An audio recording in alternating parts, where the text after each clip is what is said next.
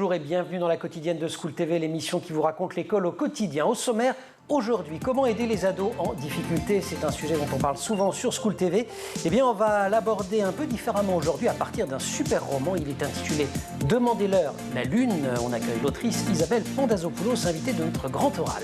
L'anti-sèche d'Emma Guessel. L'anti-sèche, vous le savez, c'est la façon dont l'actualité résonne à l'école. L'actualité, c'est l'ouverture du procès des attentats de Nice. Et on va parler de la façon dont les établissements scolaires ont dû apprendre à vivre avec la menace terroriste. Je veux pas y aller à l'heure de la récré, toujours avec Emma, séquence sourire sur les enfants qui ne veulent pas aller à l'école. Et puis enfin, on retrouvera Marie-Olivier et son cours particulier en fin d'émission. Elle va vous dire l'essentiel sur le héros des pédagogies dites actives, Célestin Freinet. La quotidienne de School TV, c'est parti, grand oral. Après le Goncourt des lycéens, le prix des collégiens, plusieurs centaines de classes y participent cette année. Alors contrairement à son aîné, ce prix ne concerne que des livres publiés chez Gallimard Jeunesse puisqu'il a été créé pour célébrer les 50 ans de cette superbe maison d'édition. Parmi les nominés, Demandez-leur la lune d'Isabelle Pandazopoulos. Elle est l'invitée de notre grand oral et on est extrêmement heureux de l'accueillir. Isabelle, bonjour. Bonjour. On va évidemment parler du livre. Avant, je voudrais qu'on parle un tout petit peu de vous. Vous avez été professeur de français et vous avez, si j'ai bien compris, toujours choisi de vous occuper d'élèves en situation de rupture. Pourquoi ? D'abord parce que j'ai été nommée dans ces établissements-là toute jeune prof, comme la plupart des enseignants depuis toujours. Et il se trouve que, alors pour une raison que j'ignore, ce sont les élèves qui m'ont immédiatement le plus intéressée. Les premiers de la classe au premier rang m'ennuyaient. Et j'avais envie de m'occuper de ceux qui... Voilà, exactement. Ceux qui ne voulaient pas. Ceux qui ne voulaient pas, qui n'avaient pas envie de m'écouter.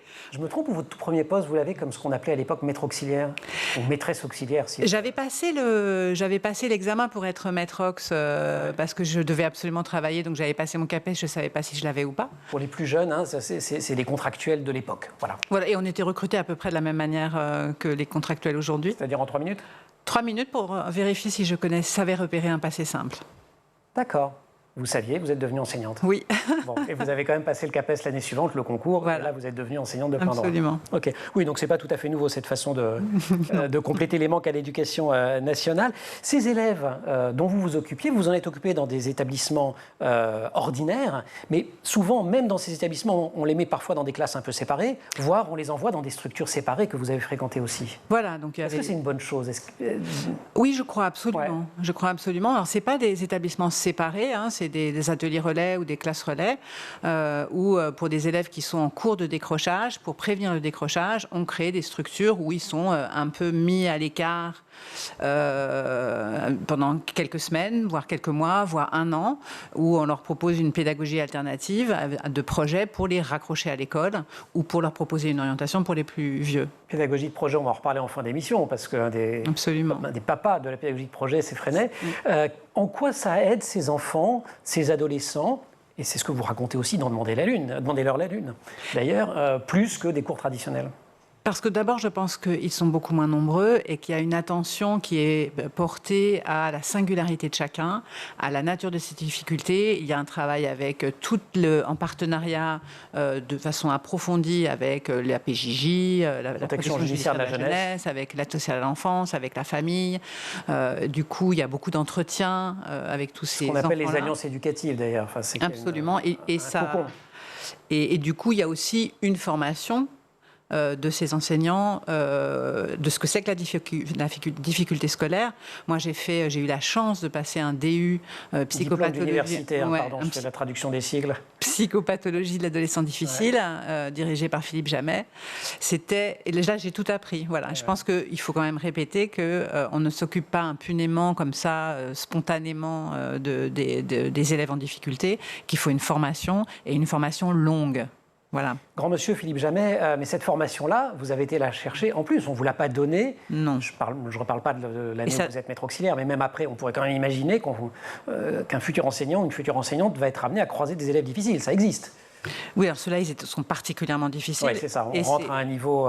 Voilà, et la spécialisation dans l'éducation nationale n'apporte pas de rémunération supplémentaire. J'en ai même perdu, moi, en me spécialisant. Ah oui. Des sous. Oui. Plus c'est dur, moins on gagne. Voilà. C'est super. Petite question, ensuite on va se retourner vers Emma pour l'anti-sèche aujourd'hui.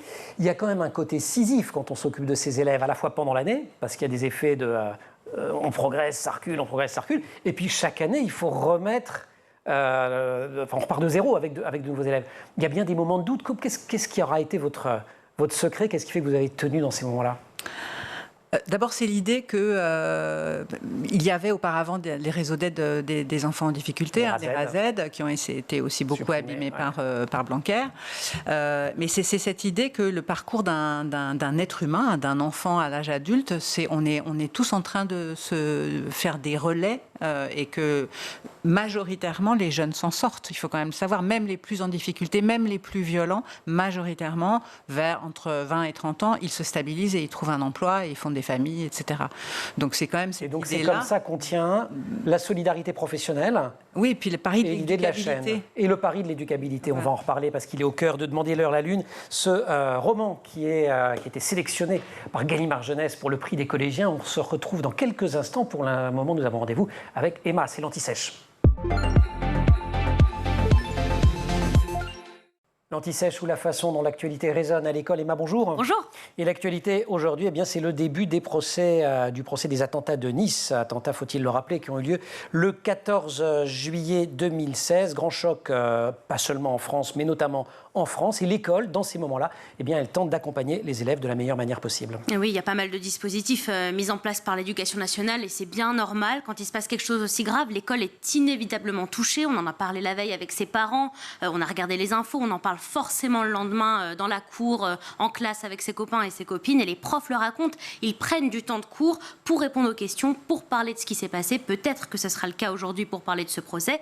Mais en tout cas, ce qui est sûr, c'est qu'à la suite de cette vague d'attentats en 2015 et 2016, le gouvernement a pris des dispositions pour que l'école soit un lieu beaucoup mieux protégé, beaucoup mieux préparé en cas d'attaque. Avec un enjeu extrêmement complexe, qui est évidemment de renforcer la sécurité des enfants, j'ajouterai des personnels d'éducation, puisque après tout cela, il y a eu l'assassinat de Samuel Paty, mais également de ne pas affoler tout le monde, enseignants comme enfants. Et alors notamment avec les petits, ça ne doit pas être évident. Tout à fait. Ce qu'on cherche en fait, c'est les éduquer à la sécurité. On se souvient tous, par exemple, de l'alerte incendie. On fait des exercices, elle sonne, on évacue calmement. Tous les élèves y sont habitués. Et bien, depuis les attentats, un nouvel exercice est obligatoire dans les établissements. C'est l'exercice de type attentat-intrusion. Alors, vous me disiez qu'il ne fallait pas faire peur aux élèves. Ouais. C'est vrai qu'avec ce genre d'exercice, ce n'est pas forcément évident, mais les établissements essaient vraiment de s'adapter au mieux à chaque tranche d'âge. Par exemple, on parle d'exercice de type attentat-intrusion. On n'utilisera pas ce terme-là pas face aux élèves. On dira que c'est un exercice. Avant le CP, par exemple, on n'expliquera pas non plus pourquoi on le fait, pour ne pas les stresser davantage. Et des institutrices, par exemple, m'ont raconté qu'elles utilisaient des astuces très simples qui permettaient de s'entraîner. On entraîne, par exemple, les enfants à faire le roi du silence, 2 petites minutes. Comme ça, sans forcément leur dire que c'est au cas où... Exactement, roi du silence ou alors... Et en cas de danger, ça peut permettre de dire on fait le roi du silence. Tout à fait. Ou alors cache-cache. Il ne faut pas se montrer au loup. C'est tout bête, mais grâce au jeu, on peut permettre d'éduquer les enfants à cette sécurité. Le but, c'est vraiment qu'un élève soit en capacité d'avoir des bons gestes, les bons réflexes en cas de danger. Et d'ailleurs, je vous parle d'exercices pour les attentats, mais il y a un autre exercice qui est obligatoire, qui cette fois-ci cible plutôt des risques naturels ou technologiques. C'est une fuite de gaz, par exemple. Donc voilà, on ne fait vraiment pas ça pour leur faire peur ou les mettre en situation, c'est vraiment pour qu'ils développent des réflexes. Et alors justement, ces réflexes, ces gestes qui sauvent, évidemment, il y a savoir se cacher, savoir s'enfuir, faire le roi du silence ou jouer à cache-cache, mais il y a aussi des petits gestes qui peuvent avoir l'air anodins, mais qui sont susceptibles de sauver des vies. Tout à fait, ça s'apprend dès la maternelle. Aujourd'hui, on sait par exemple l'aisance avec laquelle un enfant pianote sur son téléphone. On va s'en servir. C'est l'occasion, par exemple, de leur apprendre à composer le 15. Tout simple pour appeler les secours. On en a vu pas mal d'ailleurs des histoires où un adulte a pu être secouru grâce parce qu'un enfant savait faire et savait se servir d'un smartphone. Voilà, donc des exercices, des gestes tout simples, répétés chaque année. Voilà comment l'école apprend notamment aux élèves à se protéger. Emma, merci beaucoup. On se retrouve pour la récré tout à l'heure. Tout à fait. Pas d'exercice incendie. Non. Ok, super. On va rigoler. On va rigoler. L'anti-sèche, c'était Emma Guessel qu'on retrouve pour la récré pour l'heure grand oral. Isabelle Pandazopoulos. Il y a là Lilou, Samantha, Bastien et Farouk. Ils ont été refusés en seconde générale. Ils se retrouvent en lycée professionnel sans forcément l'avoir choisi, dans un coin de France qui n'est pas nommé, mais qu'on devine dans une petite ville. Ils sont les personnages principaux de Demandez-leur la Lune d'Isabelle Pandazopoulos, professeure de français. Et alors l'héroïne est aussi prof de français, chère Isabelle. Une prof un peu spéciale qui leur propose de participer à un concours d'éloquence. Et c'est le point de départ de l'ouvrage. Point commun de tous ces jeunes, j'ai cité leur nom, d'une façon ou d'une autre, ils sont emmurés dans des secrets et ou dans une forme de réprobation sociale. Parce qu'il y en a un dont le frère, c'est Lilou, dont le frère est parti en Syrie pour Daesh. Il y en a un qui est d'origine turque, Farouk, dont les parents sont restés en Turquie. Et il a peur de les mettre en danger en disant la vérité. Le dilemme qu'il rencontre est absolument terrifiant d'ailleurs. Il y a aussi l'un des personnages qui est en lien avec un père qui veut un peu tout décider pour lui, et c'est pas évident. Et Samantha, dont la maman est bipolaire. C'était ça le point de départ. On a l'impression d'avoir affaire à des... Ils sont dans des coques. Oui, en fait, on parle toujours de la violence des jeunes ou de leurs difficultés ou des décrochages. Et il y a des histoires derrière, c'est des histoires singulières, difficiles, douloureuses, complexes. Et j'avais envie de rendre compte de la multiplicité des... Enfin, elles sont diverses, il y a des difficultés multiples. Il y a le social. Absolument, familial, même, voilà... Tout ça dans un petit endroit perdu au milieu du Morvan, parce que pour moi c'était le Morvan, cet endroit. Et voilà, et qu'est-ce qu'elle fait cette prof? Vous connaissez bien, je crois, vous y écrivez, c'est ça, vous avez une ISBA, vous avez dit que vous avez une ISBA dans le Morvan. Mais alors cette prof, Agathe Fortin, c'est vous? Vous avez déjà été personnage de documentaire, hein, je crois. Oui. Xavier Delestrade, 3 fois Manon. Oui, absolument. C'était inspiré de vous. Oui, d'un travail que j'ai... Parce qu'en fait, le scénariste s'était inspiré de mon travail. En fait, Agathe Fortin, c'est le meilleur de moi-même. C'est-à-dire ce que j'imagine quand j'ai été bien avec des élèves. Je pense que c'était... voilà, en tous les cas, c'était l'ambition que je pouvais porter. Alors, quand vous étiez bien, vous n'étiez pas forcément super sympa. Non, parce que je pense qu'il faut être exigeant. Oui, c'est ça. Je pense qu'il y a vraiment une exigence, surtout en début d'année. Je me suis amusée à raconter ça, ce que c'est qu'un début d'année pour un prof. C'est vraiment le moment, dans les 3 premières semaines, où beaucoup de choses se jouent, où on pose le cadre, où on donne aussi une direction de ce qu'on a envie de faire et une ambition. Et je crois que plus que... la bienveillance, ce fameux mot très à la mode qui cache beaucoup de... galvaudé. Oui. Il y a évidemment la bienveillance et de l'empathie, sinon on ne peut pas être dans une classe. Mais je pense que l'exigence, c'est aussi quelque chose d'extrêmement porteur. C'est une façon de les respecter. Oui, de reconnaissance. Moi, je pense Demandez-leur la Lune. Je pense que... Vos personnages, vous les avez complètement inventés ou alors Lilou, Samantha et les autres? Alors vraiment, je les ai inventés. Cela complètement. Ouais, c'est vraiment un principe pour moi de jamais raconter la vie de quelqu'un de quelqu'un que je connais. Et du coup, alors évidemment, ils sont... Peut-être que ceux que j'ai croisés dans la vraie vie avaient des difficultés beaucoup plus grandes. Et celle-là... Voilà, c'est pas mal quand même. Oui. Ils ont quand même des valises assez chargées. Ce sont des adolescents qui vivent dans des contextes où la parole est rare et, ce faisant, où elle est extrêmement précieuse. Il y a un malentendu sur les mots, écrivez-vous, je vous cite, ici, les mots engagent ce qu'on est. Et donc, il y a une idée de mise en péril quand on va prendre la parole, et c'est ce qu'ils vont devoir faire avec Agathe Fortin, parce que c'est un concours d'éloquence, ça engage l'être. Oui, je pense que tous les jeunes dans une classe savent que prendre la parole, c'est prendre un risque. Sinon, la parole n'aurait pas tellement... Voilà. Et puis, il n'aurait pas tellement d'enjeux. Les autres peuvent se moquer. Donc, quand il y a des élèves très, très timides et qui, en même temps, n'osent pas prendre la parole en public et qui, en même temps, sont des élèves très, très sensibles, qui sont extrêmement présents en classe et, en même temps, qui ne prennent pas la parole. Et c'est vrai que moi, j'ai fait des ateliers théâtre avec des jeunes. Quand on leur propose de parler, quand on leur dit « vas-y, parle, je te regarde et je t'écoute », il y a quelqu'un qui apparaît. Voilà. Il y a des choses... Et ça, c'est merveilleux. Vous me demandiez tout à l'heure qu'est-ce qui fait que j'ai tenu dans ces milieux si difficiles. C'est ça, c'est ce regard qui change. Oui, c'est quelqu'un qui apparaît avec qui il est, avec ses fragilités, avec sa violence, avec voilà, un être... Et c'est un sens très intime que vous donnez là. Vous, on ne fait pas une politique publique juste avec le regard d'un enfant reconnaissant. Il en faut un peu plus quand même pour soutenir les enseignants.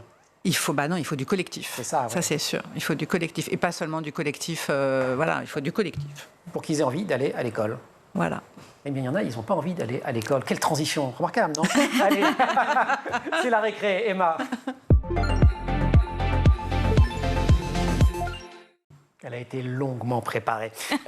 Emma, rebonjour. Aujourd'hui, 1 heure de la récré consacrée à ces enfants qui n'ont pas très envie d'aller à l'école. Mais déjà, c'est juste le début de l'année, donc c'est quand même mauvais signe. Mais oui, mais les vacances, c'était hier. Donc forcément, on s'en souvient, on a envie d'y être. Donc voilà, et comme d'habitude, vous allez voir que l'imagination des enfants n'a aucune limite. Certains trouvent des moyens absolument fabuleux pour rester bien au chaud dans leur lit. Alors, je vous ai trouvé une petite pépite. Regardez, ça part d'un tweet qui est suivi d'une photo, mais je vous lis d'abord le tweet.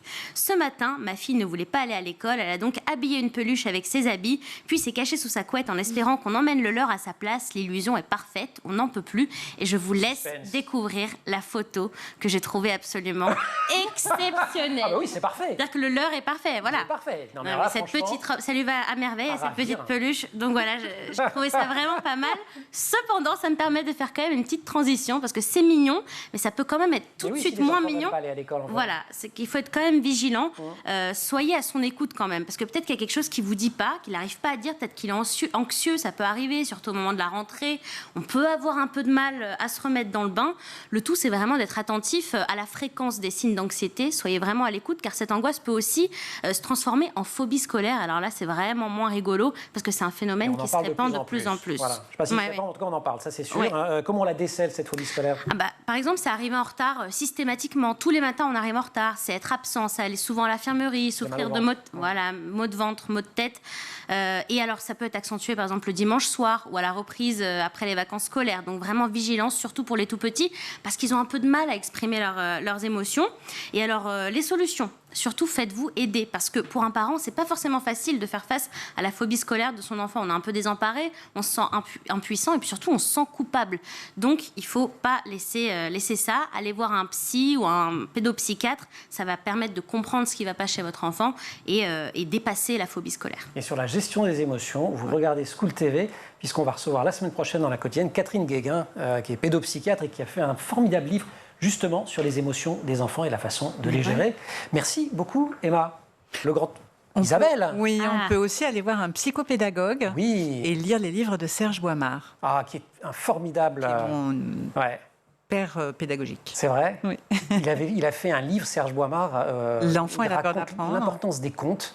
Voilà. L'utiliser aussi dans la pédagogie. Et je cite de mémoire une anecdote qu'il raconte, je ne sais pas si vous la connaissez, qui est extraordinaire. Il se retrouve pour le premier jour de...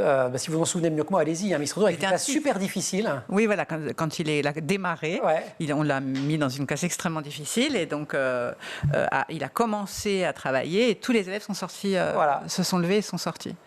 Et ça s'est répété plusieurs fois jusqu'au moment où il y avait un livre de contes. Il a ouvert un livre, il a commencé à lire un conte. Et là, tous les enfants sont restés et ont commencé à écouter. Et dans le souvenir que j'en ai, il réussit à les faire rentrer dans la classe en leur faisant une promesse intenable qui est « Je vous promets de ne rien vous apprendre ». Oui. Et les élèves y vont, évidemment, c'est magique. Merci Emma, merci beaucoup Isabelle. Et évidemment, on peut lire Serge Boimard. On retrouve tout de suite Isabelle Pandazopoulos et on revient à son livre à elle, Demandez-leur la lune. Vous pouvez lire ou faire lire aux ados tous les romans d'Isabelle Pandazopoulos. Le dernier paru d'ailleurs s'intitule L'honneur de Zacharias, c'est chez Gallimard Jeunesse dans la collection Scripto. Vous pouvez lire aussi ses livres sur la mythologie. Vous pouvez même la voir, je l'ai dit, indirectement dans 3 fois Manon, qui est une mini-série sur l'adolescence en souffrance signée Xavier de l'Estrade et dont le dispositif pédagogique est un personnage, il le dit, Xavier de l'Estrade, est directement inspiré par le travail que vous meniez. Et puis si vous êtes élève dans un des collèges impliqués dans le prix des collégiens qui a été lancé pour les 50 ans de Gallimard Jeunesse, eh bien, vous pouvez voter pour Demandez-leur la lune. Il faut le lire avant, évidemment, qu'elle a publié en 2020. Vous êtes formatrice d'enseignants. Vous étiez formatrice d'enseignants. Qu'est-ce que vous leur disiez? Je ne vais pas demander tout ce que vous leur disiez, mais qu'est-ce qui était important pour vous de transmettre, le plus important? Je pense que c'est tout ce qui concerne la prise en charge des élèves en difficulté. Bon, c'était votre Et puis sujet. j'étais formatrice d'enseignants qui se spécialisaient dans le handicap, puisque j'ai été aussi coordinatrice du LIS. Qui sont les unités d'accueil des enfants autistes. Et je pense que ce que j'ai fait, en tous les cas moi, qui m'a le plus intéressée, c'était de la formation auprès des primo-enseignants autour de la question de la prise en charge de la violence, du cadre, et de les faire parler dans des, on va dire, dans des groupes de parole où chacun racontait quelque chose qui lui était arrivé de difficile dans la classe et où ensemble... voilà. On retrouve ce que vous disiez au début, l'important de libérer la parole, pas seulement pour les élèves, mais aussi pour les personnels. Oui, parce que du coup, on peut aussi Il y avait des groupes Balint, d'ailleurs, à une époque, à l'éducation. C'est ça qui manque aussi aujourd'hui. Ouais, c'est ça. C'est-à-dire qu'à un système qui venait des médecins, d'ailleurs, au début. C'est les médecins qui se réunissaient, parce que c'est compliqué d'être confronté à la maladie, la mort, et on a essayé de le faire pour l'éducation. Et en fait, le fait de pouvoir penser à qu'est-ce qu'on engage, soit en tant que sujet face à un enfant, et ben, du coup, on pense à comment on se comporte, et on ne se comporte plus de la même manière avec l'enfant. Dans le livre, Demandez-leur la Lune, il y a une figure pas super aimable, c'est celle du chef d'établissement. Qu'est-ce que vous vouliez dénoncer? Un système de défiance quasiment institutionnalisée, ou de pusillanimité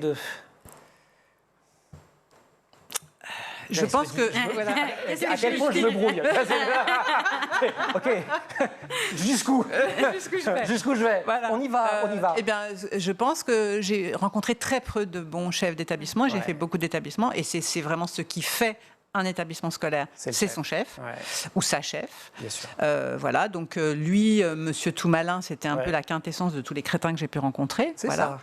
Et puis en même temps, je voulais aussi raconter, parce que là où il est vraiment imbécile, c'est quand il est face à Farouk. Je voulais aussi raconter cette France qui pense qu'un étranger n'a rien à faire en France, alors que c'est un réfugié politique et qu'il est en grand danger et que c'est un mineur isolé et qu'il n'a à la fin du livre, il n'obtient pas la nationalité française, et je voulais que quelqu'un dans le livre incarne cette France qui vote à l'extrême droite. Voilà. Et c'est tombé sur le chef d'établissement, Monsieur Toumalin, qui est bien peu malin. Si on continue à regarder dans les échos de votre livre, dans l'actualité, il y a une nouvelle réforme du lycée professionnel qui est annoncée, avec encore plus de stages, encore plus d'apprentissage pratique. Déjà, la précédente avait minoré la part des enseignements généraux.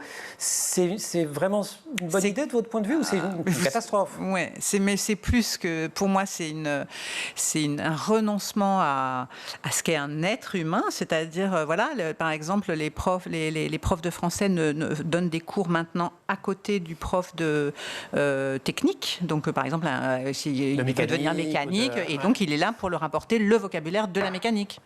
Voilà. Donc en fait, on peut dire que Sarkozy, qui refusait qu'on leur apprenne la princesse de Clèves, qui pensait que ça ne servait à rien, je pense que Sarkozy a gagné, puisqu'on en est là. On avait accueilli un jeune ancien élève de bac professionnel qui avait signé une pétition l'année dernière dans la Quotidienne et qui se révoltait contre ça, en disant aidez-nous à construire une pensée critique, aidez-nous à avoir les outils et les outils intellectuels. Le secret, au fond, c'est quoi pour les enseignants, mais je pense que ça s'étend à tous les adultes qui s'occupent des jeunes, c'est de leur montrer qu'on croit toujours en eux? Oui. C'est ça l'éducabilité? Absolument. Hein, qui est un terme un peu... Oui, c'est absolument ça. C'est l'idée que ce qu'il est m'intéresse. Ouais. Voilà. Et même quand il est insupportable, on fait quoi? On temporise. Et on lit Demandez-leur la Lune, ou on recourt à des dispositifs pédagogiques. Emma, vous allez céder votre place, comme chaque semaine en fin d'émission, à Marie-Olivier. On va parler de la pédagogie Freinet, ça vous connaît? Oui. Allez, Marie, viens en plateau. Tu vas avoir une spécialiste de pédagogie Freinet, cours particulier.